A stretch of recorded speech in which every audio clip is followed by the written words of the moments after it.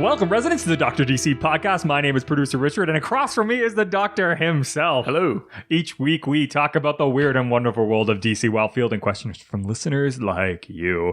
And let us welcome back Andrea Stratis.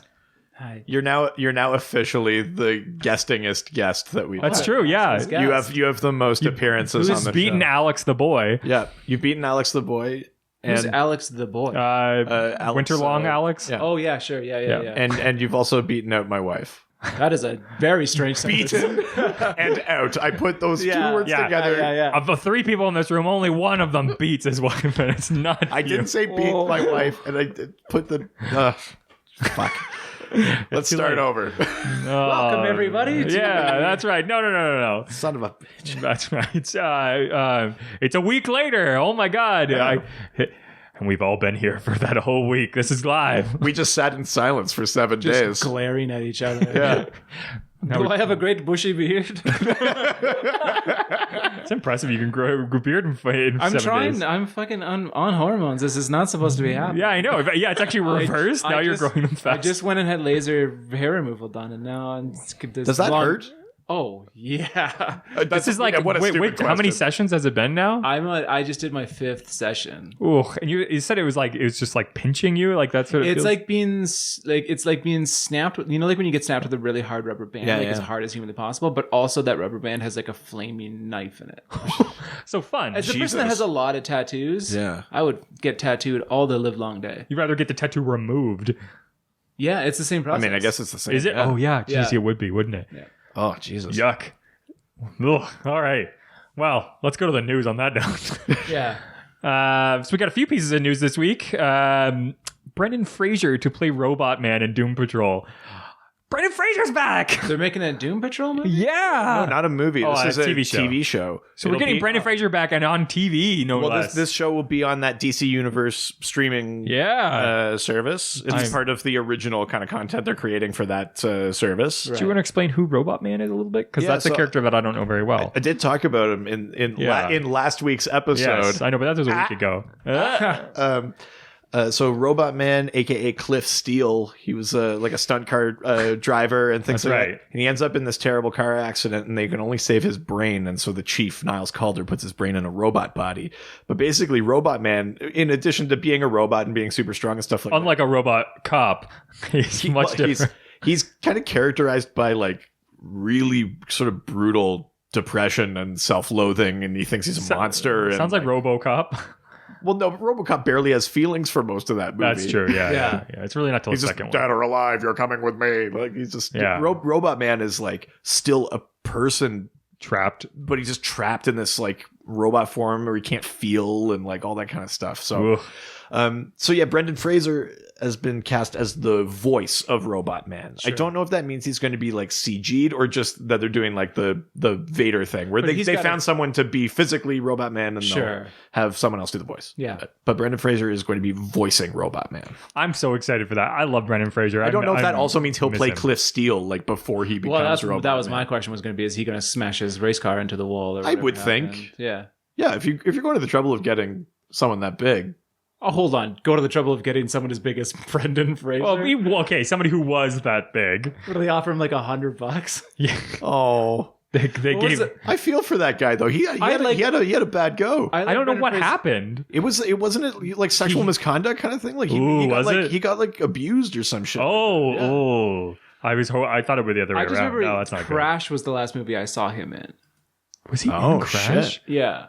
He was Whoa. in like the one that was like a pastiche, not the people that get turned on by car crashes. I always confuse those. Yeah. Because I think I've only seen the one where people fuck in a car wreck. If you've ever fucked in a car wreck, it is awkward. There's fire everywhere. Yeah, it's difficult. So hot. So I'm excited for this. I don't know. Yeah, I am too. But the other rumor coming out of that Doom Patrol show is that they might get Kelsey Grammer to play the chief. Like, there's been some like big names tossed around for TV. I guess is what I mean. I hope he sings. I just want him to be like Toss salad and scrambled eggs. They're calling again. Maybe the Doom Patrol is calling. Human brain stuck inside robots. Oh my.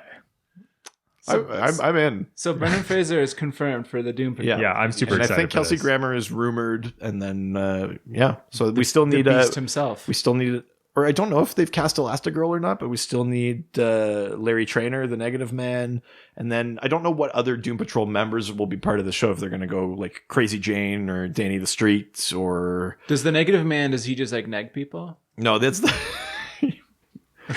Not the first time that joke's been made. You'd be prettier if you smiled more. Is that how he talks to Elastigirl? Okay, Again, that's he's just a amazing. men's rights activist. Yeah. Who was it that you said was the like original men's rights activist? Oh God, I don't know. That was a week ago now. Yeah, so long. Damn. That's really funny. I like the idea that the chief's just walking around going. Oh, like Sideshow Bob. Yeah. All right. So apparently, Dark Knight's Metal is getting a spin-off. Yeah. So there's a Are you aware of Dark Knight's Metal at all? I am. Yeah, that was where the Batman Who Laughs came yes, into, right? Yeah. and the Batman Who Laughs is getting a miniseries, a 6-issue miniseries. Yeah, because he was like the standout character. For and sure. was not killed at the end of Metal. And I think Spoiler alert. I haven't finished reading it yet, but that's fine because I won't bother now. You dick. No, I'm kidding. I knew that happened. Yeah. you know what? I'm gonna get mine for the rest of this episode, so I just I'm okay with that. Yeah. But like arguably, probably the most dangerous character to be alive in the DC universe right now is a chaotically evil Batman. Yeah. So he has shown up in a different series, like is it the Unknowns or in the Immortal Men or something like that? Like he's been around, but he's getting a 6-issue miniseries. He's coming back to Gotham, and from what I understand, they're bringing in another dark multiverse Batman, which is, I would say, Bruce's second worst fear. If the first worst fear is that he becomes the Joker, the second worst fear is basically like a Batman Punisher. Oh yeah, that he crosses the line and then can't go back. And the images I've seen is that this is a Batman like just kitted out like Rambo, like with he's got guns money. and all sorts of shit. For sure. So I think we're meeting another dark multiverse Batman in that. Did the other series. ones get killed? Because they were all based on like The 'cause other there was like what 5 of them or something. they were like that? blends of Batman and other Justice Leaguers. So Sure. yeah, so the Drowned, which was Batman, a gender swapped Batman with Aquaman. Yeah. Bryce Wayne was killed. Bryce Bane. You mean. Bryce Bane. Batman. The Merciless, which was Bruce as the God of War, was killed. Oh yeah. The Devastator. Come here, boy. The Devastator, which was Bruce as Doomsday, I think was killed. The Red Death, which was Bruce and Barry merged into one body with the Speed Force. Oh, wow. They were killed. Was there a Green Lantern? And then, the Dawnbreaker was also killed. Was he like a Yellow Lantern though, or was No, he's a Green Lantern, but he was like a younger Bruce, and he had broken the lantern basically by forcing it to use lethal force, and it had let the darkness out, so his Sure. ring could project darkness in addition to light. But yeah, so we're getting to see a new dark multiverse Batman. I read a couple of those medals because I was interested in the Batman Who Laughs. Like I was interested in that story, so I read a little bit of that, but I didn't read the Great thing. concept. The series as a whole is very like high concept, very like Morrison, Sure. Grant Morrison kind of craziness. Because don't they go to? Is that tied in with how he goes to? Because he goes to like Apocalypse to get his son back. No, Or that's is a different separate- thing. Okay, because I read Entirely. that a little bit of that. In this one, they go into the dark multiverse to find a place called the World Forge, where like literally worlds and stories that like are created. So like it goes very For what purpose? like existence, like it's like the machine of the engine of existence. Wow. Kind of thing. Very high concept. Sure. Kind of weird series, but those side stories, the origins of those dark multiverse, like broken Batman stories, Yeah. are really cool. Yeah. That is because he's like he's an infallible character almost, right? Like Yeah. what would he be? Chaotic? No, he's not chaotic good. He's like lawful good. Like is that his alignment? If Well, you're talking D&D. I think he'd probably be like lawful neutral because I know he doesn't kill, but he's like pretty brutal. Sure. Yeah, he dangles people off buildings and shit. And like it breaks like femurs and shit like that. Like Yeah. he only stops at killing, basically. Right? Yeah, I'll cripple you for life. Yeah. You'll still stay alive. Well, that's a line in Frank Miller's The Dark Knight Returns. He like jumps on a guy, and the guy's like, "Oh, my neck," or like my back or something, and he goes, "You're young, you'll walk again." Like, Whoa. Wow. it's like Jesus. Yeah. Jeez. Well, speaking of DC comic concept issues, DC Nuclear Winter Special is coming in November. I actually have not heard anything Really? about this. I don't know anything about What's this. Nuclear Winter? I'm going to tell you in a second when I pull up the article. Yeah. We'll Holy shit. We'll just talk amongst ourselves. Yeah. While we wait. Yeah. So DC celebrates. So Hawkeye sucks. Yeah. You take that back. So DC has a special holiday gift plan for everyone. DC Nuclear Winter Special 1 is scheduled to debut November 28th in comic book shops everywhere. And according to publishers, it's a holiday meets Holocaust at its finest. At its finest? Oh, yeah. Define That's finest. bad marketing. So Tim Beadle said, it's been a crazy year, so why not finish it off with some fa-la-la-la-las in the Fallout shelter and a copy of this year's Is this real? holiday anthology series, DC Nuclear Winter Special #1, featuring They know that we live like on the brink of nuclear war Yeah, right this now, would be right? really, Like, really bad time. This is featuring so some of tone deaf. your favorite writers and artists: Paul Dini, Mark Russell, Cully Hamner, Phil Hester, Steve Orlando, and more. It promises to reveal how your favorite holiday-loving DC heroes celebrate the big day after the big one drops. what the fuck?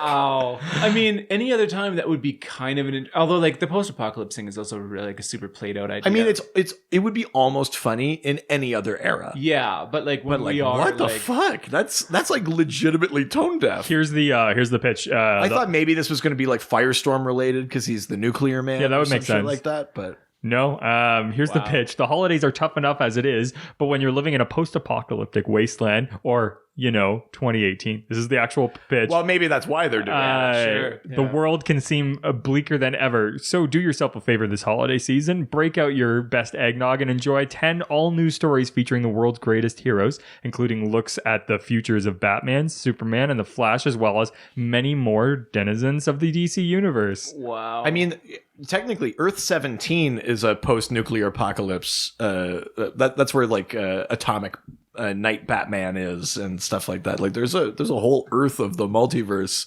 that's like post-nuclear holocaust. I mean, maybe this is why they're doing it, but it does feel it kind feels of like bad time. yeah, right. Yeah, like here's the... They didn't put out like a Me Too special for Valentine's Day or some shit, right? Like what? Like, There's the artwork for it. Oh my god. I don't know, man. Yeah, that's I like. I mean, the stories might be good. Like those are good writers and stuff, but that feels It feels just kind of tone deaf. You're right. Yeah. Like, bad time for that. Like, especially Christmas time. Like the one time of year when you're like, it's the holiday season. I know. You kind of want to just feel like uplift. And I'm not against like holiday things that go dark. Like I Sure. love the Lobo paramilitary Christmas special. That's like the funniest comic book I've ever read. Right. And it's just Lobo beating the shit out of Santa Claus and like massacring the elves and stuff like that. But that's that makes sense for Lobo. Too. it's also yeah. inherently ridiculous because it's Santa and elves. It's not the real world in Yeah. a nuclear holocaust. It's not a year when we have to be concerned that North Korea may or may not be denuclearizing like they said they would, Yeah. because the insane leader of the United States of America refuses to. I mean, learn how I'm to positive do that's basic why politics. they're doing it, but it just feels wrong. Yeah, I never really have subscribed to that. Like, hey, everything's going to shit. What if we celebrate it? Like, or Yeah, it's weird. yeah. Well, here's something interesting.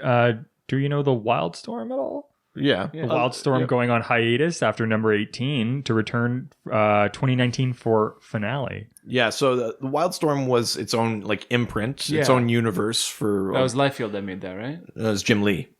Oh, what am I thinking of then? Uh, Does Wildstorm have like the guy that was made of rock and all that stuff? Wildstorm was And things had like Chapel in it, the dude that killed Spawn, or am I thinking of something totally no, different? that's Image. That's like Todd McFarlane. and Okay, stuff I'm like thinking that. of something a little bit different. Wildstorm was like Midnighter and Apollo and Grifter and like the Engineer and like all those kind of characters, like the Authority, stuff like that. What the fuck am I thinking? So they were their own universe. Then they were a parallel Earth in the DC multiverse, and then in the New 52, they got folded into main continuity. So those characters are part of DC now. Right. But then they also made this. They kind of brought back the imprint where Wildstorm was like its own thing again. So maybe another one of those parallelers is still a Wildstorm only universe, Right. in the way that like Earth 4 is still like the Charlton Comics characters, like Question, Captain Atom, stuff like that. Right. But yeah, I mean, basically it's ending. I'm sure it's about sales. It always is when Sure. things end. Yeah. But yeah, I mean, I think those books in general had a pretty good run. I think they were meant to have been pretty good. I just don't think they had the sustained sales, which is always kind of sucks. You know, like it's too bad that it's always the bottom line kind of thing that comes in, because that always impacts story and stuff like that. But Right. at least they get to, 19 issues. A lot of things don't even make it there. So Yeah, that's true. might as well celebrate when those finales come out and enjoy the fact that it existed, and hopefully there'll be another iteration of it in the future. Yeah, and start reading the like lesser known comic series to keep them alive. If there's 'cause- something you're interested in or you like, I know lots of people, it's tough to make like budgets stretch in that, but if you enjoy something and you've been reading it for free, buy it. Yeah. Even if it's digitally, like on Comixology where it costs a little bit less or something like that. Like if you really like something, even if you feel you can't afford it, like I'm all for art being accessible too, but like these people have to live, like that. Yeah, You have to show your support for things or they get canceled, right? Like DC doesn't look at like, oh, it got pirated 20,000 times, let's keep making it. Like, yeah, despite what you may think, comic book artists are not writing drawing these comics on top of a pile of money. yeah, exactly. No, So- I mean, like it's any artistic medium. I mean, like you and I both work in arts. Yeah. I work in I worked in the sale of art commodity for quite some time. And like, people don't support things, but they tell you they love it. Like that's great, but eventually you've got to kind of start throwing some dollars at something. Otherwise, because that's at the end of the day, everything is business, and at the bottom line, you look at it and say, sorry, but and you don't have to buy everything. But if you've been reading something and something really speaks to you, you really love a character and they show up in something or whatever, like buy that. Even if it's just one issue because your character showed up or something. Like I've buy bought less mainstream buy the stuff. things you care about, because that they have a better shot of surviving, or of that team up becoming a thing, or of that story or that writer becoming a thing. Like support the stuff you like. Yeah. Because I've bought less like, oh, I was kind of reading the Avengers, but I'm going to stop reading it because I'm reading this like Hawkeye, or I'm reading this, whatever, this other more interesting thing, the Spider-Gwen series that ran, like that sort of stuff. yeah, exactly. Absolutely. Well, speaking sporting things you love, I really like this next piece of news. CW's Batwoman has been cast. Yeah, well, I mean, it's been a couple of weeks since we did the news, so a whole lot of shit has happened with Which this. Batwoman? So Batwoman, like Kate Kane, Oh, yeah. the redhead, Sure, yeah. the I read a bit of that when it first lesbian, We're getting Jewish Batwoman. yeah. Gail Simon that started writing that, right? I don't know if she's the one that started that or not. But I thought she wrote it- I thought it was Greg Rucka, But she wrote it for a while. maybe. I used to and then read it when J.M. she was a DeMatteis wrote it for a bit in the New 52 and stuff like that. But we casted as Ruby Ruby Rose. Rose, which I'm so excited. Ruby So Rose? she was brought into most recently, she's in Orange the is the Meg. New Black, and she's in the Meg. Orange is the New Black. She was brought in later She seasons. was in John Wick too. I think so. Yeah. She was the mute. Now, the other thing that came up since then is the good old Comics Gate motherfuckers Oh, or whatever. God. Sort of Yeah, I know exactly. went on a tirade. She ended up like deleting her Twitter or something because Really? The funny thing is that everybody started like harassing her, being like Batwoman needs to be a lesbian, and she was just like, I don't know if you guys know, but I've been a lesbian since I was like 11 years old. 100% as a lesbian. Yeah, like it's like that was the thing that like blew my mind the most. But like, she's good. She's good casting. Like, she's how great perfect is casting. that for like Batwoman? Like just by looking at her, even without nothing, like just her as a person, she's great. perfect for it. And the types of good roles that she has already taken. It's the CW. I think she's going to fit in that universe really well. Sure. I'm excited to see that. It sucks that like we can't fucking have anything. We can't have any fucking nice things without people fucking like running these people like offline or shit like that. Like the Kelly Marie Tran or like it doesn't matter who it is, right? Like all of that shit. It's so fucking annoying and frustrating, and like it's toxic. Like these fandoms, as a person that likes so much of this like quote unquote nerd culture, but like, and it's like luckily all the creators right now, especially on Twitter, are like really calling out Comicsgate pretty hard, because it is like great, there's no place for that. There's no place for homophobia or for sexism or for any sort of level of bigotry, and it's crazy to me that stuff exists. And I mean the biggest thing too is like if you really love something, it's good. If you really love something to the point where you feel like you have a sense of ownership about it, the idea of that is good. Yeah. But as soon as you actually think you own a thing and anything you don't agree with is like a betrayal or whatever, it's like now that's bad. You need to dial it back. The idea that you want to invest yourself emotionally in a character is precisely the point of art. But as soon as you get to the point where like, you're like, oh, The Last Jedi didn't follow my in my head headcanon that I didn't tell anyone ever. So fuck it. And I'm going to tell all these people they're shitty because they're not white. Like, you're a fucking asshole. Or there's too many women in this or whatever. Like, so what's their like get fucked, all of you. Like, but also, like, what is their problem with her being Batwoman? Like, also Batwoman, like, the red hair's a wig, right? In the comics, it's a wig. The other thing too is you get the people that only want to complain about the hot button social issues thing. Sure, yeah. There's people social justice warriors are they're like comics. Batwoman was never gay. Barbara Gordon blah blah blah. It's like, nope, you already are wrong. Yeah, that's a different character. That's something else. Like. There's just people that are waiting only to stir the pot, and there's other people that feel too strongly about something and won't let the art grow or evolve or anything like that. There's no room for interpretation. Or like Anna Diop, the actress that's playing Starfire, all this shit with her being cast, and they were like, Starfire's not black. It's like, no, she's fucking orange. She's an alien. Like, get over yourself. She can be whatever she wants to be. Yeah, exactly. So let me ask you this, like just a quick aside, because it's something I was thinking about earlier today while we talk Marvel DC. Is like Marvel's big thing right now is they're increasing their diversity. So they have, they had Riri Williams, they've got Miles Morales, they've got all these. They're like starting to introduce more diverse characters into that lineup, and that's the big thing with comic skaters in like a different faction. While like on one hand they pretend that they care about comics journalism, which they don't. They care about too much representation basically in comics. So like, is there a thing happening in DC that's an analog to that, where they're like, oh, like Spider-Man, yes, has always been this white guy, but now there's a black version and there's a female version, or like Miles Morales is mixed race, like he's Hispanic. I feel like we might have talked about this when we did the Pride episode. I feel like Marvel, I think, took a lot of heat from those people because it was a lot of things all at once. Yeah. It was Riri Williams. It was Sam Wilson becoming Captain America. It was Jane Foster becoming Thor. It was like, there were like 4 or 5, like Miles Morales. There were like 4 or 5 like big things that were all at the same time. Yeah. DC didn't really, the biggest one in DC that was the New 52 Wally West was black. Sure. And that was the big one. Right. Heaven forbid some other group of people might be able to see themselves. Right?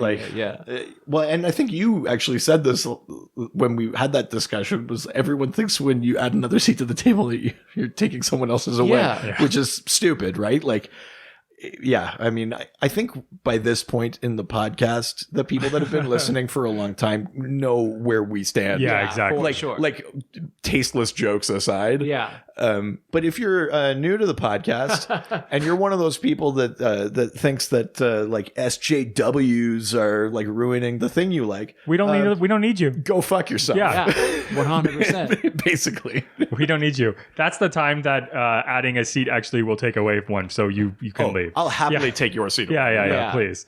All right, well, that was the news. Well, that's like, this is legitimately, like, Comicsgate is a really big thing that's going on at Comicsgate. Like, it is a big news item, and it took a while for creators to start. Like, well, and Magdalene Visaggio had a good point yesterday because you're right, a bunch of creators started posting kind of like the same few sentences. And she said something yesterday about like, she had a good point that like, it's one thing to put the platitude out there to know that you stand with people, but we should really have to call these people out by name. Yeah, because there's a thing in Comicsgate too where they can sort of they can sort of self-deny. They could be like, oh no, I'm not the racist, or I'm not the whatever, I just care about the character or whatever. Yeah. But you can't do that if you're called out by name. Be like, no, these behaviors, these comments, these things are the problem. Yeah. So I like that she called that out pretty hard yesterday. Yeah, and I mean, I'll fully admit, like, I have not called people out by name. Part of that is because I'm just so like nervous to dig deeply enough to find the examples to call people out on and things like that. But if I see it going forward, or when I see it, not if, when I see it, I will endeavor to be better about that sort of thing. But but yeah, I mean, it's good to see other pros stepping up, because shitheads like Ethan Van Sciver have given a legitimacy to Comicsgate because he is a professional. Yeah. And there's been all this shit with Darwin Cook's widow and things like that, where they've been like speaking on behalf of Darwin Cook, and this widow was like, no, like she wouldn't, like he wouldn't be on board with you fucks, basically. So there's a whole host of shit with that, but basically, we all just kind of have to endeavor to be more vocal in our like support and allyship and denouncing the things that are wrong with that whole movement. Because a lot of that allyship is performative too, right? Yeah. Like, which is such a thing with allies, is like so much of it is performative allyship, and not like when Magdalene like rightfully called people out and was like, this is great if you're doing it, but like do it by name. Yeah, exactly. Yeah. Well, speaking of owning up to negative behavior, this week's theme. It's wait, don't turn it off. Don't turn it off. It's more fun. Yeah, we're gonna get back into jokes, I promise. DC apparently steals from Marvel. I don't know. Allegedly. Who knew that Red Lion was a ripoff of Black Panther? If the glove doesn't, do you know what's funny is that it's the same writer. Like, it's a guy a guy that wrote Black Panther forever went to DC, Christopher Priest, and then he created the Red He's Lion. like, yeah, DC needs a character like this. Yeah. That's awesome. Well, let's go to the questions. We got a ton of them on this side too. Facebook. Going to the face and the book. Going to the Facebook. Such synergy. I know. This is synergy. First question comes also from Adam Upper. Hey, Upper. I barely know her. There you go. Yeah. What are the more subtle character ripoffs of one another? Are there any ripoff characters from the smaller publishing companies that has either worked or not worked? Subtle and ripoff are tough things to reconcile. Yeah, like if it's a ripoff, it's a ripoff, and it's easy. Like once you know it's a ripoff, it's pretty blatant. Yeah. Like the Teenage Mutant Ninja Turtles were a ripoff of Frank Miller's Daredevil run. That's how that started. You know that, right? What? Oh, really? Yeah. They were Sorry, in what way though? Because it was like this really, really dark. It was like a play on how dark he had made comics. In the first, But is it a rip? Like, who are the four supposed to be? Supposed to be like Daredevil and Elektra? Sorry, but like the style of it and like the modeling of it was like ripped off of Frank Miller's style. Oh, I mean, there's lots of like call and response and shit like that in art and things like that. I mean, like Lobo is a response to Wolverine. And like the hyper violence, and the comically overdone, and that sort of thing. Like that's definitely part of it. Have you seen the original like Teenage Mutant Ninja Turtle comics of like how like rough they are? Oh, it's yeah. so like DIY. Is it like watching season 1 Simpsons? Well, it's just like punk. Like it is intentionally done that way to look that dark, like to look as like because they were trying to go like this is really grim dark is in response to like how mainstream comics. But like the artwork's not that good either. Like it's really rough and like it's like a punk zine sort of almost. It was kind of done as a joke. Like it never intended to be popular. It's crazy how like it took on such a life of its own. Oh God, I know. In terms of smaller publishing companies, I'm not going to remember like the name of the line or the book or anything, but like Kurt Busiek and someone else too, they had both left DC at some point and basically Kurt Busiek. Is that supposed to be a Gary Busey? Yeah, trying to. I didn't know if I had it in me, but I just moved forward. I think resolutely you do not. Gary Busey. I don't know what Gary Busey sounds like. Like off the top of my head, I couldn't draw. Like he's not like a Christopher. It sounds like this. I'm on a motorcycle. Oh no! Oh, Buddy Holly. Well, that's what happened to Gary Busey. That's why. No, I know. Okay. I was with you. Oh, you said Buddy Holly, so I didn't know. Well, because he played Buddy Holly, and he was nominated for an Oscar, and then he got in that accident. And then Buddy Holly, did he get in an accident?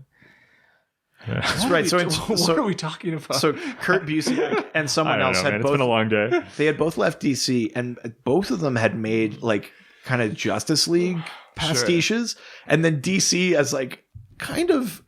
I can't tell if it's good humored or like the ultimate fuck you. DC did pastiches of those pastiches. So like Earth 36 has a world that with like Optiman and Flashlight and like Red Racer and like these different characters. So it's the snake that eats its own tail. That are pastiches of Kurt Busiek's pastiche of the Justice League. Like I think it's Earth's 35 and 36 are both because it was Kurt Busiek and some other artist. Right. So there's that. Some of the other Earths in the multiverse kind of riff on other comics publishers. So, for example, Earth. I'm gonna get the number wrong. I'm not gonna remember the number. Sure. But Earth something 49 maybe. So that sounds right. Is meant to rip off like Image Comics. So Image Comics has Savage Dragon. Yeah. DC has Dino Cop. There's instead of Spawn, there's Spore, which is like they call him the Necrofloral Avenger. my God. So there are things in there. Earths 7 and 8 are the pastiche worlds of Marvel. Earth 7 is meant to be the Ultimate Universe, Right. which I think in DC it's called the Essential Universe, and then Earth 8 is meant to be like the 616 like pastiche. Yeah. Where you've got characters like American Crusader and Machine Head and the Behemoth and things like that. Wow.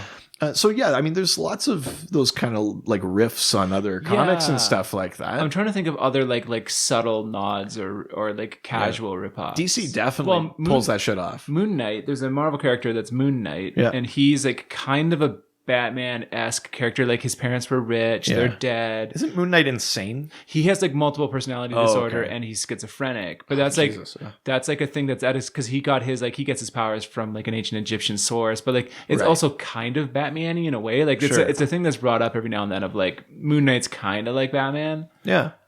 It's definitely a thing. DC totally does it. There's Earth 26 is this cartoon world of anthropomorphic animals. Like Spider-Ham. Well, it's Captain Carrot and the Amazing Zoo Crew. So there's Pig Iron, Captain Carrot, Fastback is a turtle speedster.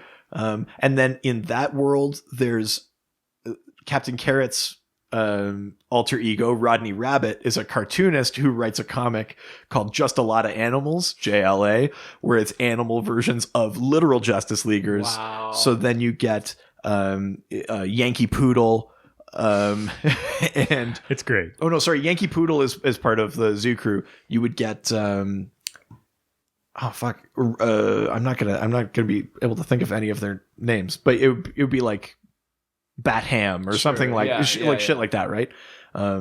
And Marvel has the same thing. Like they've got the universe with Spider-Ham, Yeah. and they've got all that whole. In scene. Captain Carrot's world, Rubber Duck. I love how much is, like Spider-Ham is like becoming like a thing right now. Like Yeah, well, they're Spider Pig does whatever a Spider Pig does. yes. Are you done? I like how now the tables have turned, and now you're. This is what we do. Yeah. We go back and forth, Sure. hating each other. I can't think of any other like subtle ripoffs though. Necessarily. well, like I subtle ones are hard because they're pretty overt. And it's also just tough to tell that it's a ripoff. Yeah. You know, if it's that subtle, it just means, again, there are only so many stories. There are only so many powers. There are only so many ideas, frankly. So if it's that subtle, I think that basically counts as original. Yeah. Yeah. 'Cause everybody rewrites Romeo and Juliet eventually. Yeah. That's true.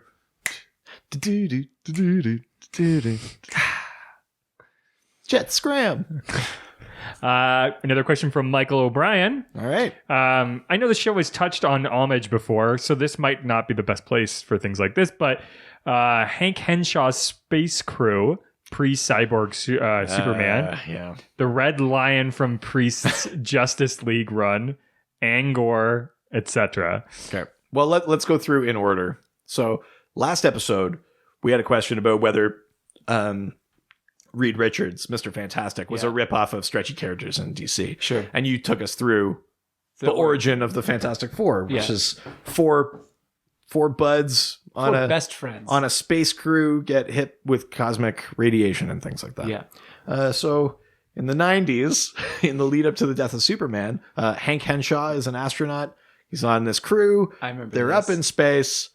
Tragedy strikes, and they are killed. Yeah. It's slightly different because they don't all survive. But Hank Henshaw ends up becoming the cyborg Superman out of that. But basically, like the setup of that, like the going to space and that, is very deliberately an homage or ripoff to that initial Fantastic Four origin. Yeah.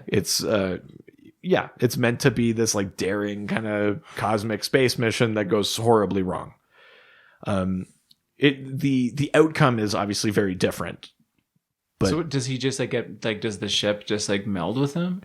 There's been a couple of different versions of Cyborg Superman, so I'm going to try and keep it straight. But basically, Hank Henshaw's consciousness ends up in a machine and then kind of builds itself parts, but with some sort of Kryptonian element. Because he basically, when Superman dies, he is one of the 4 pretenders in that Reign of the Superman arc. Yeah, right. There's Steel. There's Con-El, Superboy, the clone Superboy. There's Steel. John Henry Irons is the Man of Steel. The Eradicator, which is a Kryptonian, basically computer, I just think of the Kids in the Hall skit. That's the last son of Krypton, I think, and then the Man of Tomorrow, I guess, is the cyborg Superman. Right. But he's now a very iconic, dangerous villain. He was responsible. Cyborg Superman. Yeah, he was partially responsible for the destruction of Coast City, which then like made Hal Jordan snap and become Parallax, and like a lot of things came out of that story. Right. But that initial, where do you meet Hank Henshaw? What's his origin? Is very clearly Fantastic Four. Now, can I ask something about the DC universe? Sure. Are there cities named just like by an algorithm that's like, it's by the coast, it's a city, it's a big city, let's call it Metropolis? Like Central City. Yeah, Central. It's in the middle. Yeah. A lot of them are like that. Some of them are not. There's like cities with actual names. Like, Well, there's Gotham. and there's also St. Roque, which is where Hawkman is. Right. There's Hub City, which is meant to. It's modeled Just on an like airport. It's modeled on East St. Louis. It's supposed to make Gotham look pretty. Basically, that's where the question is. Well, the lights are always off in Gotham. Yeah, Yeah, it's true. well, it's always raining. Or like there's a low fog. Yeah. It's definitely really good for Batman. It's London, but in America. Yeah. Yeah. Also, Gotham is meant to be in New Jersey, so you know it sucks. It's supposed to be Jersey? I thought it was supposed to be Chicago. No, it's Gotham City. No, New Central Jersey. City's supposed to be Chicago. Central City is meant to be like Midwestern. Yeah, Right. Chicago. Yeah, for the most part. Yeah. Yeah. Although now it's like a twin city. It's like Central City and Keystone City. Keystone City was the golden age city. Minneapolis? I don't know. Well, I think that's kind of the idea, Yeah, right? okay. That is meant to be like Minneapolis, St. Paul. But yeah. So you talked about Red Lion. That was the next one in this one. Yeah. So Red Lion is a DC character that's crept up who looks conspicuously like Black Panther and rules this nation. The big difference is that he's a villain. He's a dictator. That rules this African nation and has this promethium suit instead of vibranium. But the character model is like the exact same. But this is the one where Christopher Priest wrote Black Panther forever. Yeah, sure. And then when he came to DC, he was writing Deathstroke, and he introduced Red Lion. Sure. And then Red Lion also worked his way into Priest's Justice League run. But a very obvious, blatant Black Panther ripoff. Yeah. Like comically blatant. No, it's a red cat. Panther. Yeah, Lion. yeah. Totally different kind of cat. Yeah. At least it breaks the tradition of like he's not just called Black because he's black. Yeah. And then what was the other? Oh, Angor. Angor, yeah. Angor what? Which isn't that Angor a place or something? It is. So we talked about Squadron Supreme last episode, which is Marvel making basically a fake version of the Justice League. The Squadron Supreme. So I talked about Earth 8 is like the main like 616 pastiche universe. It's not the actual Marvel universe. It's a place that if you were reading a comic book in the DC universe, you'd be reading Major Comics because they don't just shout out Marvel, but it's Major Comics.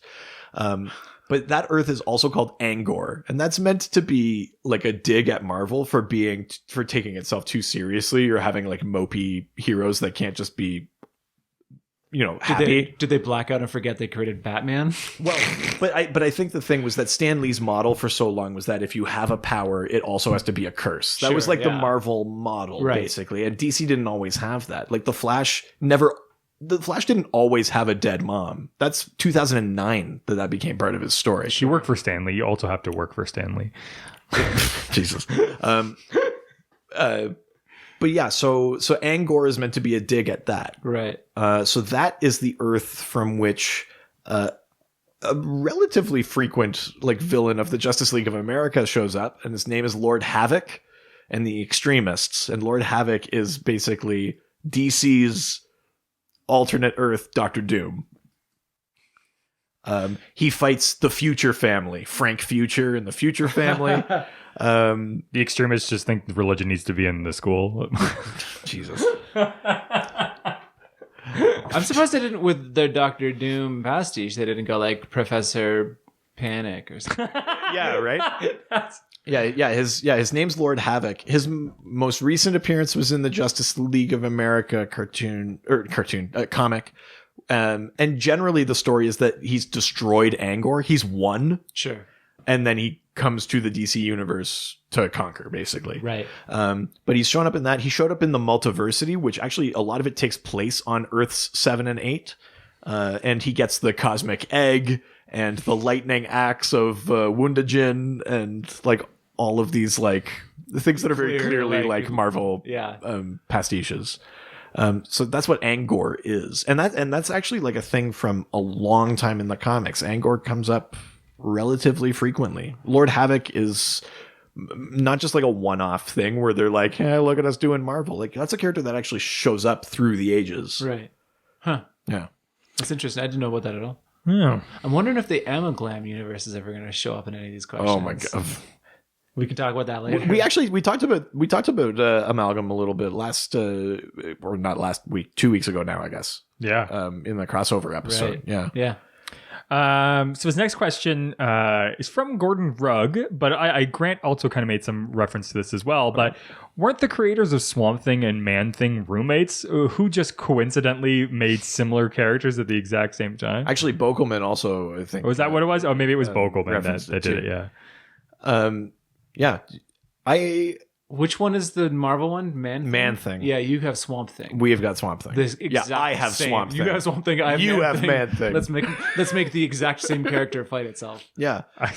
I like to think that like they had like a plant in their house that was like getting unwieldy, and they're both just like, what if that was alive? The one saw one start to make notes, and then he was like, "Oh no, yeah. Oh, Swamp. Now I will admit I don't know very much about Man Thing, but Swamp Thing basically, Alec Holland is working on this biorestorative formula. He gets kind of assassinated, and that formula and he end up in this swamp, and then plant life kind of assembles around him and he becomes the Swamp Thing, the avatar of the green, sort of the protector of all plant life. I think it's the exact same origin story for Man Thing. And then is it? More or less. Is it actually like that close? I don't know anything about Man Thing. I think it's pretty close. I know next to nothing about Man Thing because he doesn't show up that much because he's like one of Marvel's spooky characters. Right. You know?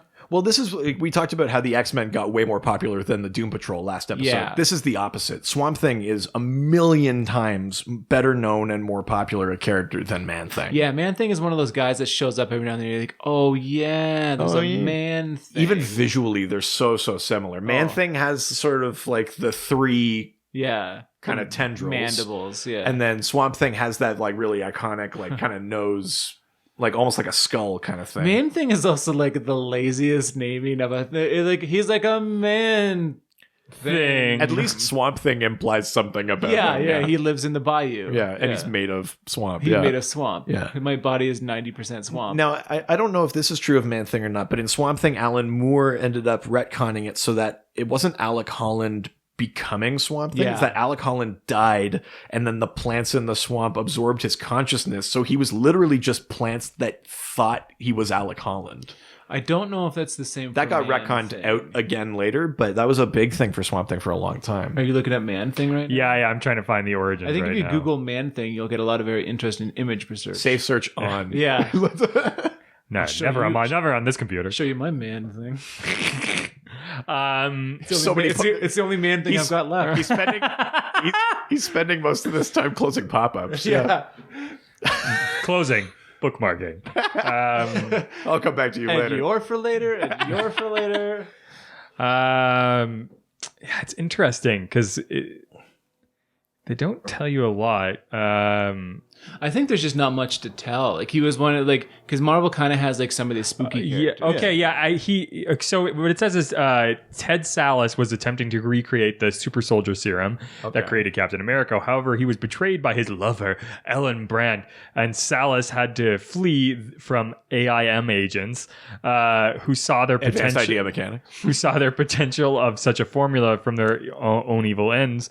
He injects himself with the serum after crashing into a swamp and apparently drowning, is transformed into a swamp creature.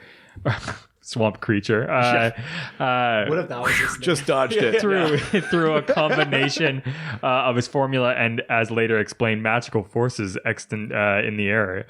Salus's mind was apparently lost, although on rare occasions he could briefly return consciousness within his monstrous form, and even to his human form, such as when he fought Ben Grimm, who took the appropriation of his own nickname and a little too personally. There you go. Interesting. I mean, so almost the exact same those story. are very, very similar. And I think, technically speaking... Yeah, and Man-Thing hates his stupid roommate who comes up with ideas. Man-Thing came out first. Oh, really? I think, but only within like months. But I think the story is that the creators were roommates. That like Len Wein, who's one of he's the co-creator of Swamp Thing. It was roommates with the guy that created Man-Thing. And so like the idea that maybe they were bouncing ideas off each other, like I don't know if it's a stealing thing or if they were both just like, this is a good idea, or like we'll just both do it. I don't know. He's like, they're sitting in the room together. Like he's like a man. But from a publishing perspective, Man-Thing came out. So here's something interesting. Technically, Swamp Thing would be a ripoff from Man-Thing, despite how writer Len Wein claimed that he was unaware of the resemblance between both monsters. I don't know how you could be. Yeah. But what made the whole situation more interesting and why Marvel decided not to pursue legal action was the fact that both swamp monsters would closely resemble another monster that made his appearance in 1942, which obviously... So they're at home like the watching creature a from the movie. Black Lagoon. Yeah. So they're at home watching a movie. One of them scrolls down Man-Thing. One of them leaves the room. Swamp He Thing. erases man and writes Swamp. And they're both ripping off Creature from the Black Lagoon. That's really funny. Yeah, Roy Thomas, co-creator of Man-Thing, was known to be a huge fan of the original Heap monster. The Heap. Yeah, sorry, the Heap. That's right. Yeah, and desperately tried to have the monster revived. Of course, Thomas never wanted to treat Man-Thing as a revived version of the Heap, even though the Marvel writer did favor his new swamp monster creation. So the reason Marvel didn't go after DC about that one, because it's so close, is that They Marvel ripped off, themselves were like, this is a ripoff of the Heap. Yeah. Oh, That's guys, hilarious. We're also in hot water here. Yeah. What a interesting like detente there. Like, That's so funny. oh shit, interesting.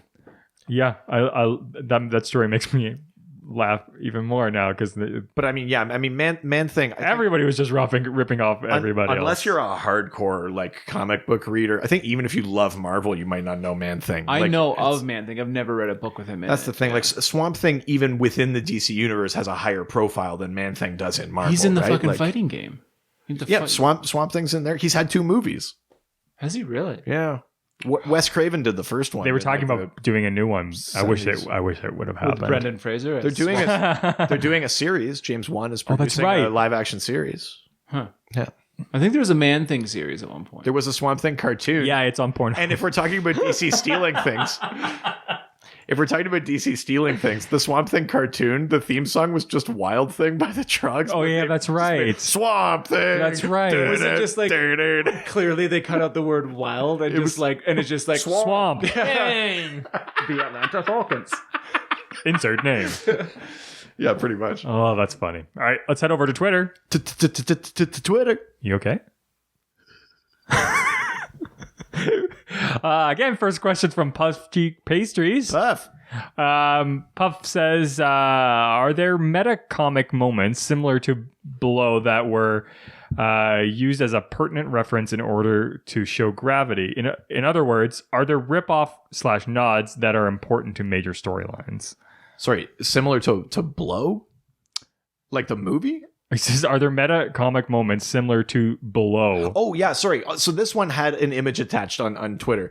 And it was an image from a Spawn comic. Yeah. And Spawn is standing there, and there's like all of these, like, you see this, like, it looks like a prison, and there's all these, like, arms, like, just you see the arms of prisoners, but they're clearly meant to be, like, other superheroes. There's, like, the fins that look like Batman. Oh, yeah. Like, some look like Marvel ones, and some look like DC ones. Sure.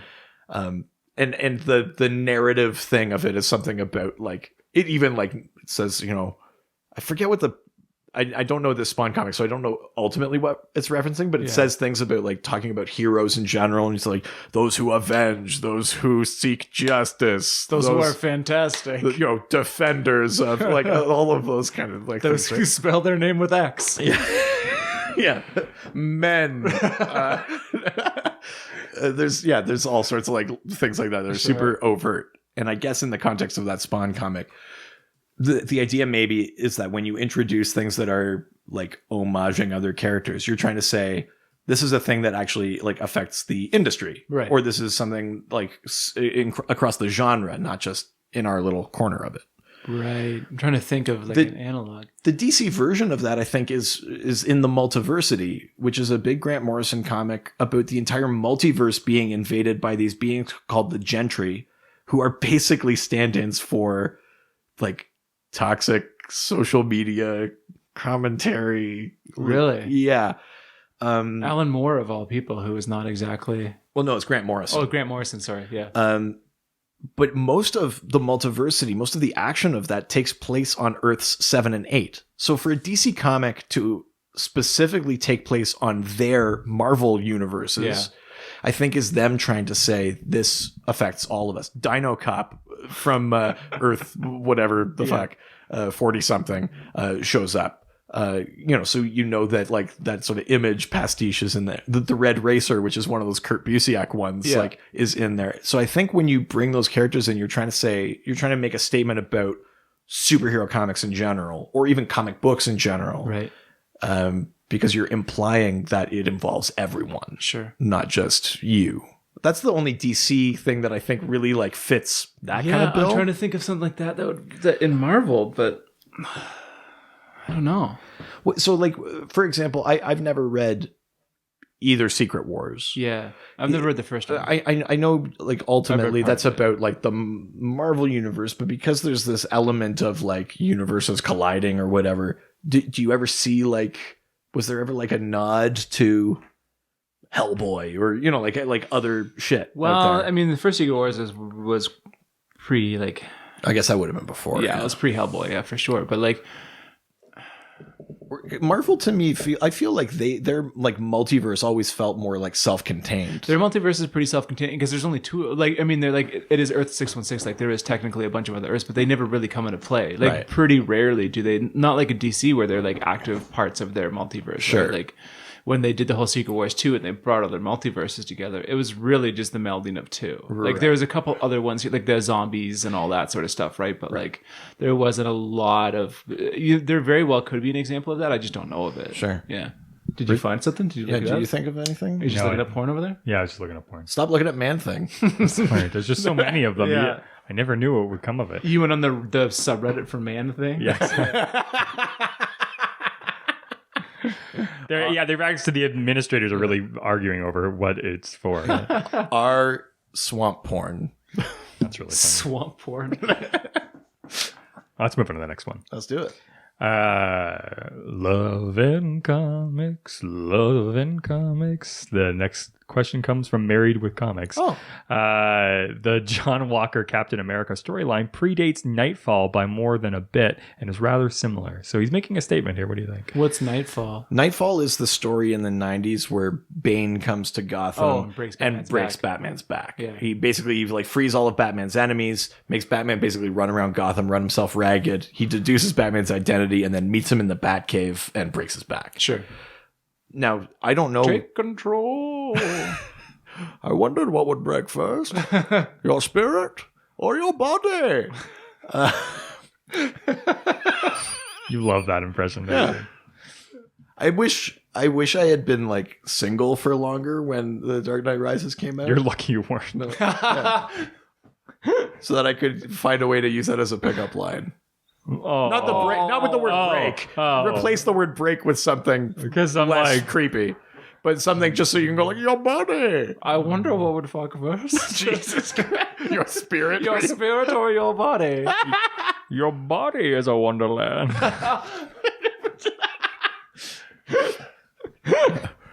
My boner rises. Jesus Christ. So what is this Captain America story that he's referencing? I really wanted to be the one where Captain America becomes a fucking werewolf, but it's not at all. What? There's a story called Cap Wolf where Captain America briefly becomes a werewolf. Holy shit. Spoiler alert, it's dumb. Yeah. So is there a story where Captain America gets like crippled or is this about when Cap like gets killed? Well, no, because that was Secret Invasion. Oh, okay. ish. It's around that time. Well, it was Civil War, right? Yeah, something like that. Yeah. So It was Civil War because it was the first Civil War because he dies in the end of first Civil War. Yeah, I think, yeah. all I can find is that John Walker grew up idolizing his older brother Michael, who had been killed during the Vietnam War. He went to the military service, felt he wasn't a hero like his brother was. Walker underwent the power broker He's the crazy process. Captain America. Yeah, to complete the Universal Class Wrestling Federation, which is awesome. However, his agent convinced him that he would become a hero. So he's like a hyper violent. There's a couple of different because there's like Captain America. There's U.S. agent who was on the West Coast Avengers, Right. and he was like a guy that like bought his powers from like a power broker because he Okay. wanted to be a Captain America analog. But then this other guy, John Walker, wanted to. I think like similar origin story to Captain America. Like Steve Rogers was in the army. He was Right. this tiny little dude. They gave him drugs. Right. He's a big little dude. But like Interesting. this other guy did it, but he like lost his mind at the same time. So then the DC version isn't really about Batman having his back broken, but what kind of came after that is that he appoints Jean-Paul Valley, Yeah, sure. aka right? Azrael, Yeah. as the new Batman, and he slowly loses his mind, devolves into hyper violence. Yeah, and that's what happened with John Walker is because I think Captain America had to go underground or something like that. I can't remember exactly why, but he had to go away, and he did appoint this other person as Captain America, I believe, for a spell at time, and then he got to be hyper violent, and then he sort of had to step back in. And I mean, like maybe technically that is a bit of like a ripoff. It's also like symptomatic of that era, though, too. Yeah. Like that's an era of comics where you either killed, depowered, maimed, or like otherwise broke the heroes 'cause that have been around for. They a long were trying time. to figure out new Superman ways to do got that. killed. Hal Jordan became Parallax. Barry Allen died in Crisis on Infinite Earths. Green Arrow exploded in a plane. And then Connor Hawke became Green Arrow. Yeah, Batman had his back broken, and then Azrael took over. Kent Nelson, Dr. Fate, died, and then Eric and Linda Strauss, who were Dr. Fate, they died, and then Jared Stevens melted the helmet of Fate and put an Ankh tattoo on his face and was just Fate for a bit because that was the 90s. sure, yeah, Like that- Superman never made any money. Well, not saving the world from Solomon Grundy. From Solomon Grundy. Sometimes I despair the world will never see another man like him. Super Patriot? Super Patriot? Yeah, he became the Super Patriot, arguing that he stood for America's true ideals and building a wall. America first. MAGA. Oh, God. And began to publicly discredit Captain America. Oh, this is having a lot of... Oh, wow. 3 bold urban That's really commandos. resonating, eh? Yeah. Fellow recruits from the Federation assisted him by staging attacks and imitating others. After a fight with Captain America at a rally in Central Park, Walker killed a terrorist named Warhead who threatened to detonate a nuclear weapon in Washington. I mean, there's lots of similarities in that like Nightfall story, and then ultimately Batman has to face down Azrael But it's and like take back it's a his pretty mantle. common trope, Yeah. though, right? Like it's not exactly indicative. Of Yeah, I mean, I guess if Nightfall was published afterwards, then like technically, yeah, they're probably like, oh, Marvel's doing this, we're doing. I mean, the other thing too is that you plan these things a bit in advance too. But yeah, I think it's probably fair to say that they knew what was happening at the other company. yeah. Yeah, definitely. All right, let's go over to Instagram. Now we're going to Instagram, take some questions and answer them. I was trying to harmonize there. Yeah, that was what, like a minor second? That's what I'm here for. Let's do it in F sharp now. No. So the first question comes from the real Josh Gill. Yeah, Gil. Gil says, it seems that since DC separated Harley from the Joker, she has become DC's version of Deadpool, which I've heard of this before. Yeah. Do you think that's intentional in response to the popularity of Deadpool? Short answer, like Definitely, absolutely. yeah. Yeah. I used to resist this comparison a lot because I thought it was lazy that people were just like, here's a silly character and here's a character who can be silly. They must be the same. And I used to reject that because I thought that was a lazy comparison. That being said, Reading some of the newer issues. There is some Harley Quinn stuff where she's definitely an analog. and it's more like it's the way in which they use her as a publisher. sure. Right? They send her on these outlandish that, they did a whole arc where it's like Harley meets the New Gods and like causes trouble in the fourth world. And then it's like Harley goes to, like, they put her deliberately in just these other places just to be like, what would happen?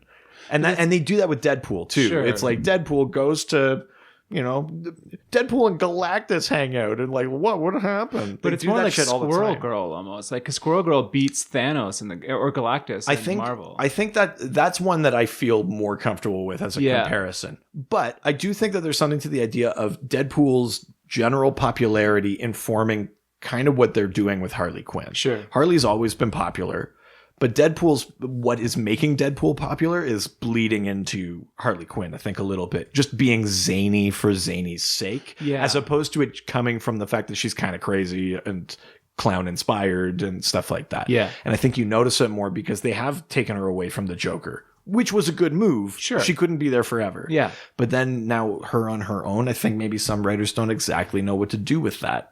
And I think it's very easy to lean on silliness or like just play the gags just because she's a character. Like if Poison Ivy plays gags, you're like, oh, that doesn't feel like Poison Ivy. Yeah. You could do it with Harley and it's fine. Sure. But I do feel sometimes like it goes just silly because, and not because it comes from anywhere. Yeah, it's definitely coming out of nowhere. Yeah. Yeah, I mean, I would prefer it to be more like Squirrel Girl because that's a comic with like a lot of heart to it. And actually, Jimmy Palmiotti and Amanda Connor's run on Harley Quinn does have moments of heart in it. Like that's not a bad run. But I think when she gets used for these sort of specials or these weird kind of other arcs sometimes. Yeah, she's there with like they're outlier, but like, and Marvel has a lot more of those people. Like they have Gwenpool now, which is like, like a Deadpool, like the female Deadpool, Right. and they have Squirrel Girl, and they've got Deadpool, exactly. and they've got all that stuff. Yeah, I think all of those in some way probably feed off each other too. Like I'm sure then people writing Deadpool are also borrowing stuff that works from Squirrel Girl or from absolutely. Harley. Like I think it's like a feedback loop a little bit too, right? All right, let's go to next question from KCross202 for life. And he asks a very simple question that has a hard answer, I think, which is, why do they copy each other? How do they even get around copyright laws? Well, I think you just have to like, if it's an homage, it's just, you have to change intellectual property just enough that you've put your own stamp on it. It's the same as like, I mean, my career, I used to work in trades for a long time, and I used to work with aluminum, and there's a thing where like aluminum manufacturers, to create a new patent, you literally just have to create one new thing on like an aluminum extrusion, and you can say like, no, this is mine. Like I get that yours had 4 walls and a little fin, but mine has 4 walls and a little thin and this little plastic piece right there, and that's literally enough to be like, this is my patent. And you can do the same thing with intellectual property. You could argue and say like, you stole that idea from me, but if it's an homage, or if it's your guy's name is Captain America, well, my guy's name is Captain North America. Well, it's also the idea that it's like, there's, again, like we've talked about, there's only so many ideas, or it's like in music, right? There's only so many combinations of chords. And especially in popular music, if you're trying to make something that's like easy to play, like you're going to like, G, D, E minor, C, that's going to come up a lot. It doesn't mean you're stealing necessarily. And that's really hard to prove. Because those things flow naturally in the way that, like, if you make a character that can fly and they also happen to be super strong, I mean, it feels a little bit like Superman, but like that's not inherently. That's no more Superman than the character wears blue and has a spit curl. I mean, the spit curl, arguably, that would be the thing where you're like, because it's an iconic thing. That's too specific, right? So I think it's just playing the vagueness enough. Why copy each other? Sometimes it's to poke fun at each other, which they do with those sort of pastiches and stuff like that. Sometimes it's because one of them's onto a genuinely good idea. Like you want a piece of that action. DC put heroes together on a team first. They did it with the Justice Society, and then they did it with the Justice League. Both of those came before the Avengers. Where you're taking these separate properties and putting them all together. And that, like, does that mean the Avengers like ripped off the Justice League? I mean, maybe technically, but the idea of just like taking your heroes and putting them on a team together isn't something you could be like, I'm the only one who's ever had this idea. No one else can have this idea. No one else can have more than one people operating at the same time. Exactly, right? Like it's like, so sometimes it's just because it's a good idea. They're like, wow, that book is selling really well for them. Of course we should do that too. Yeah. Like and that goes. I'm surprised DC never did a Spider-Man. Is there a Spider-Man analog in the DC universe? Like the teenage kind of hero. Yeah, and like it's a really weird kind of specific power set of like the power set, not really, but the teenage hero thing. Maybe the closest is like the current Blue Beetle. Sure, is Jaime Reyes, who wears the Blue Beetle scarab, which is part alien, part magic, I think, and it creates this armor, and it like talks to him, but he's got to balance school and all these other things too, right? He's maybe like. But that's a relatively recent character. That's like 2006. Right. Or something like that. Because there's all these other, like, there's Captain America, there's analogs on both sides for that. There's there's Batman, there's, Yeah, I mean, there's Captain America. There's Iron Man. Yeah.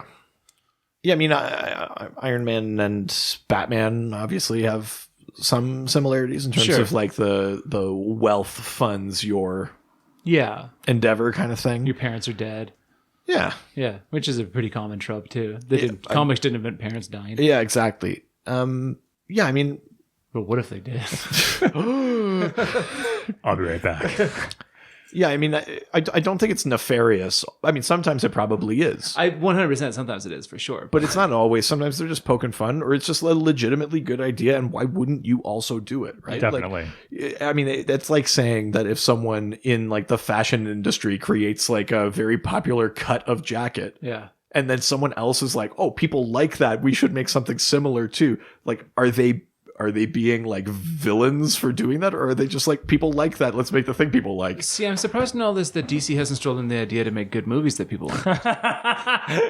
Well, here's the problem: is motherfucker. Here's the problem: is they were doing really well. Then Marvel started doing even better. Were they? And well, they were, but with the Christopher Nolan Batman movies. Sure, the first two were good. They were, I mean, they all did very well in the box office, and then. Do you not like Rises, brother? But like then Marvel started doing so well and had this amazing concept of having all these movies connected, and that's when DC was like, "Oh, this is a good idea," and that's when they started trying to copy Marvel. Man of Steel is a good movie. When DC started trying to copy Marvel, I think that's when the fact that Marvel managed to do it all. By Batman v Superman is a great movie. Is it? Yes. Do you misunderstand what the word "great" means? So great means like good, like really good. Yeah. I don't think he gets it. What's your favorite movie? Like ever? Yeah. The Fountain, Darren Aronofsky. Okay. That was a really quick answer. Yeah. I know what I like. Mine's Dark City, so I don't know. Dark City? Dark City, yeah. What's Dark City? It's like the precursor to The Matrix, basically. It was a better movie, but it came out like literally like months before. Oh, not Equilibrium? You didn't like Equilibrium? No, fuck that movie. No, Dark City's awesome. It's an amazing movie. It's a sci-fi movie. What's your favorite movie? Spider-Man Chocolat. 3. No! Dig on this. Yeah. Yeah, the one where Spider-Man becomes a sex criminal. You mean because he's having sex with high school girls and he's 40? Like, what was Sam Raimi thinking? That was Studio. That was Studio. Studio. It had to have been. Yeah. Imagine being Tobey Maguire and they're like, okay, you're all three like kind of a shithead, and everybody like you all three look like kind of a dickhead. So why don't you just like do this weird Venom in the comics makes you evil, but this is still a PG-13 movie, so jazz? It's like the evilest of music. It's like when when one of the guys that I went to like programming school with decided that they wanted to be cool, and they put on like the fedora that had pinstripes on it, and they were like, "This is what cool is." That's what Spider-Man 3 was. Right. Let's head over to the emails. Chicka the email. To the E and the mail. Hope it's from a female. Every week I hope it's from a female. Some solid strong batting going on. Hell yeah. Email. That's all I can do with my strong bad impression. Good job, Coach C. Coach C became bad so quickly. Good job, brother. Coach B. Oh my god! All right, so this one comes from Aaron. Hi, it's gonna be a tough pill for you to swallow there, Doc. Uh-oh. Why? It's not the first time I said that to you. Which came first, Namor or Aquaman? And do you know if there's any story about one being stolen from the other? Namor was first. Yeah. Aquaman is a blatant Namor ripoff. Namor is the more interesting character. Okay. No. Aquaman, yes, is a ripoff initially of Namor the Submariner, who by 2 or 3 years. Also a better name. Oh, sorry, the Submariner. Namor the Submariner? People don't know how to pronounce it. Be like, oh, is he the submariner? I'm sorry. What's this man inside the water? It's actually Aquaman. But I will say, Aquaman is a million times more interesting character, and like even when he was being made Come down from the pedestal. even when he was being made fun of, when he was a joke, Yeah. way more popular, way more recognizable, way better known character than Namor. The Namor the Submariner? Even now, I think Namor is like on the level of like Man-Thing. Like you need to be like a comic person to know anything about Namor. I think if we took to the streets right now and we asked people, do you know who Namor the Submariner is? Right. There'd be a lot of people that were like, Right, but if I took to the fucked streets- Sue Richards or tried to, But if I took to the streets and said, "Do you know who Aquaman is?" they'd think you're just describing a deodorant.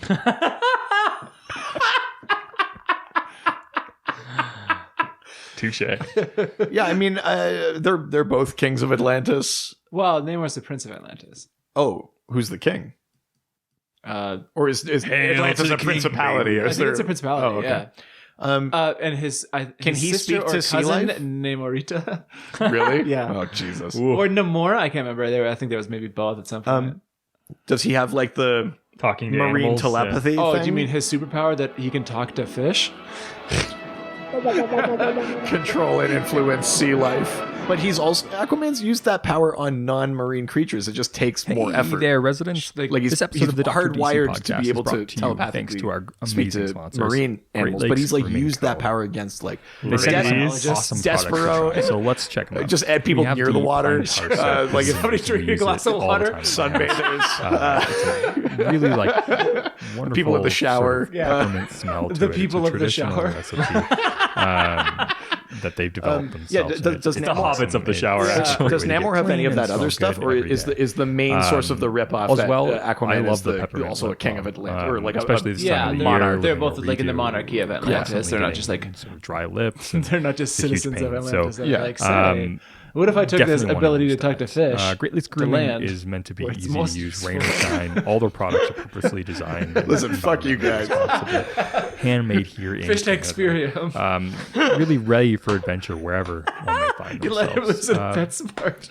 For you lucky listeners, we also have an it, game opportunity where you over. can get 10% He's just hucking off fish our at Great people. Lakes He's Grooming just products. yeah, he's By in like going a to beta fish fighting. greatlakesgrooming.com. So is there any Using story the promo about code one being DR stolen from the other? I don't think there's a story That's there right. necessarily. But it's I think pretty- they're just it's like, pretty obvious, though. And I for some Promo reason code I have it in my head that DRDC Mort Weisinger, podcast. the guy who created Aquaman, back to the show. is, I don't want to say notorious, but maybe like a little bit known for just kind of being like a, yeah, what the hell, we'll just do it anyway, like kind of guy. Like it doesn't surprise me to know that Aquaman, like 2 or 3 years after Namor, is kind of a ripoff. Yeah. Like that's not a surprise.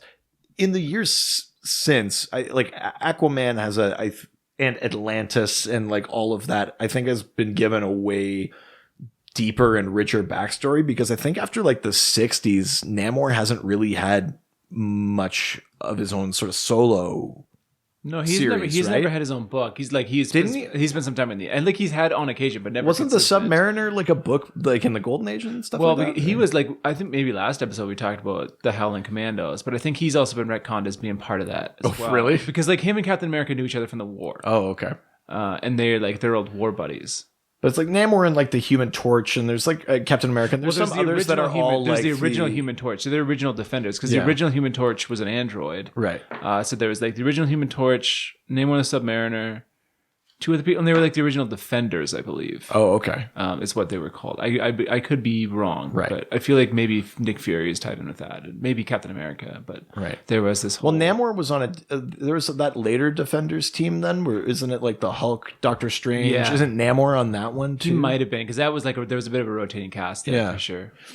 Yeah, I mean, I feel like Aquaman got more popularity, and so because of that, gets more stories, and then Right. because of that, that mythology gets to grow, be more rich. And because he's friends with Superman. Namor, well, they're kind of friends. He doesn't really like Superman that much, I don't think. They don't get along very well. Right. But I feel like Namor is kind of like pushed off to the side. Like I just know nothing about that character. features a lot. For a character that's been around so long, Yeah. and I know he shows up in events and that. Like I know nothing about that character at all. Yeah. which is kind of odd. He shows up a lot, but he's definitely like he's never like had his own supporting series. I heard a rumor that they might be in the very early stages of Bringing him into the MCU. yeah. Huh. Well, they would have to bring the X-Men kind of in because he ties in with X-Men. that's- Is he a pretty heavily. mutant? I think he might. Are the Atlanteans mutants? I don't know. I think he definitely has ties to the mutant okay. community for sure. I'm very interested. Well, I hope that happens. Yeah. That'll be really cool. Yeah. Interesting. Let's go to the last question. Okay, let's do it. From Francine Humber.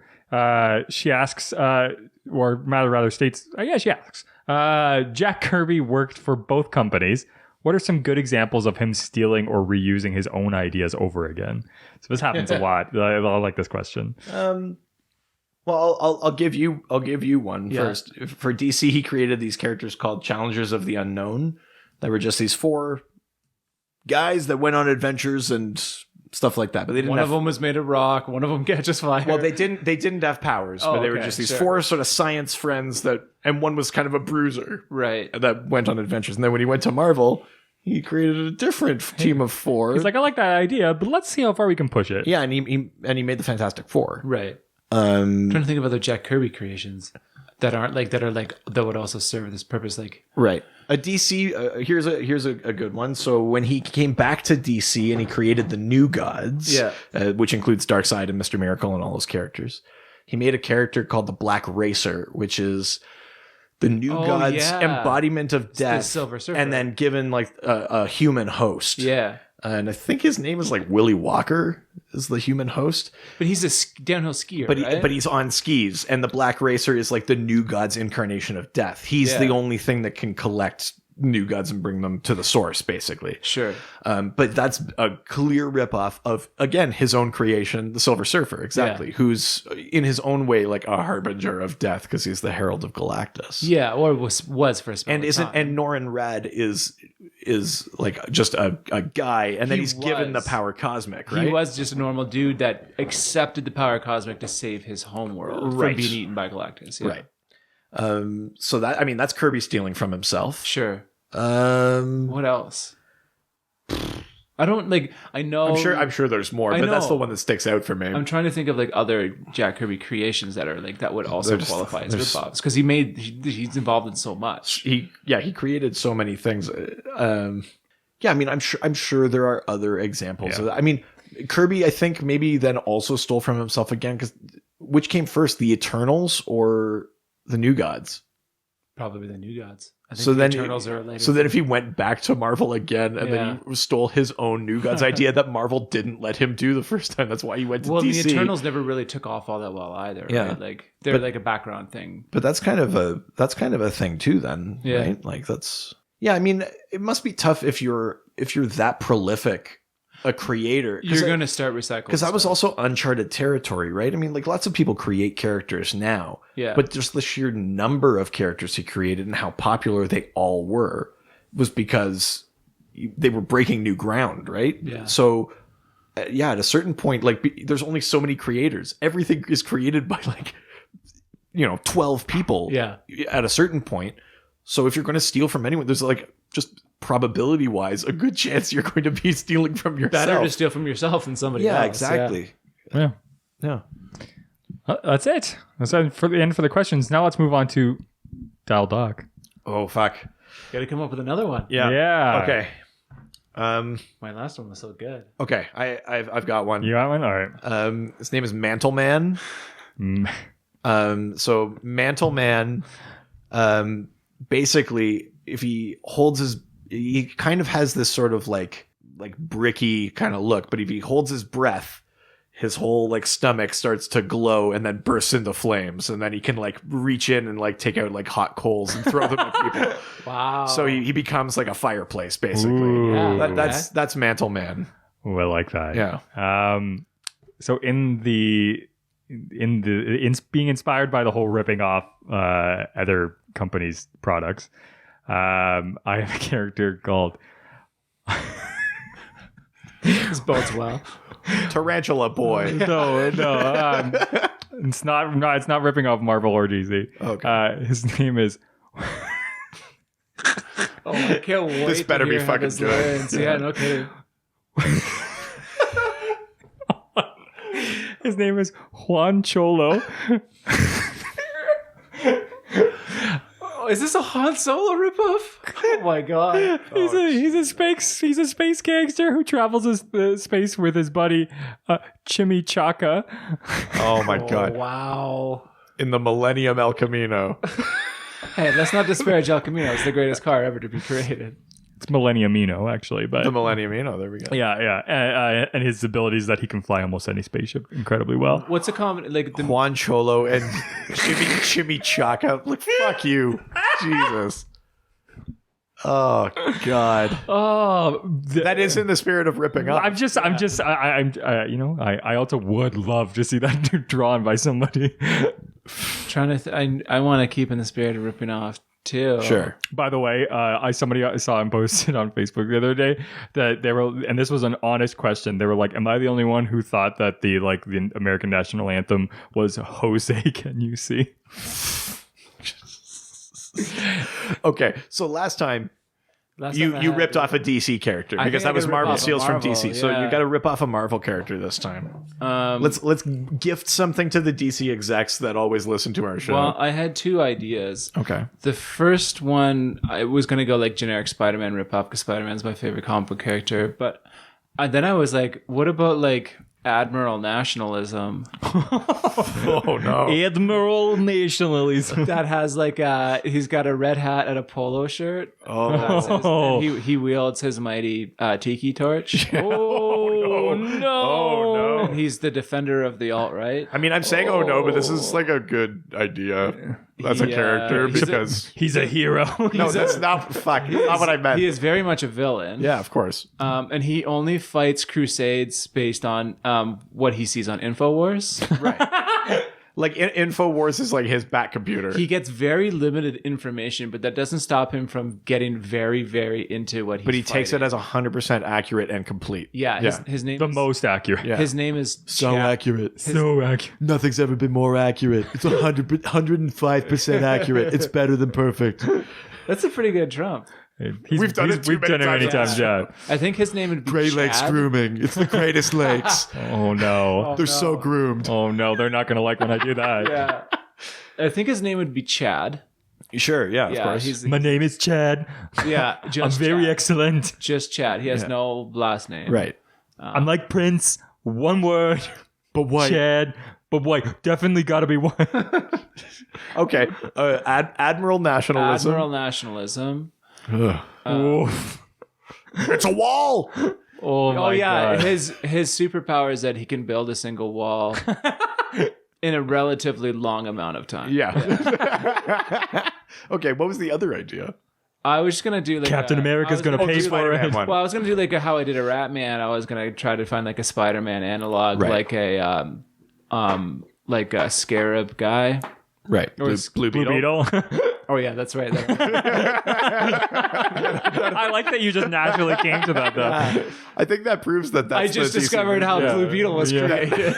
Scarab guy. They're just like throwing a ball against the Scarab wall in the guy. DC offices. Like, what about like a Scarab guy? Isn't that kind of like a Spider-Man? No. It's a beetle. Okay, the blue one. What about Mosquito Fella?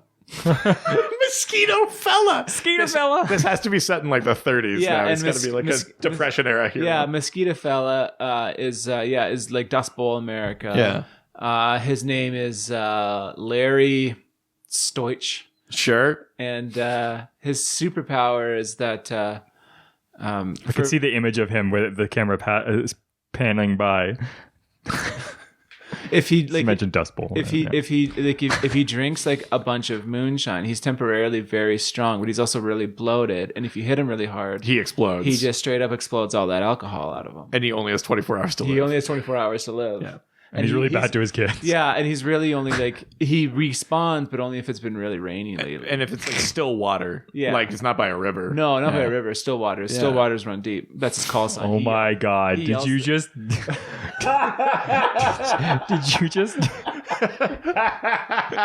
I can't believe you just did that. That's amazing. Oh, Jesus. We just had an almost famous moment, and Colin's not even here. That was amazing.